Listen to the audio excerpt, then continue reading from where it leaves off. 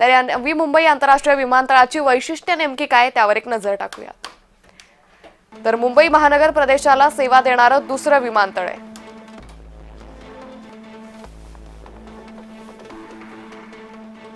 आशियातील सर्वात मोठा एव्हिएशन हब बनवण्याची महत्त्वाकांक्षा आहे। उल्वेमध्ये 2866 एकर जागेवर विमानतळाचा विस्तार आहे।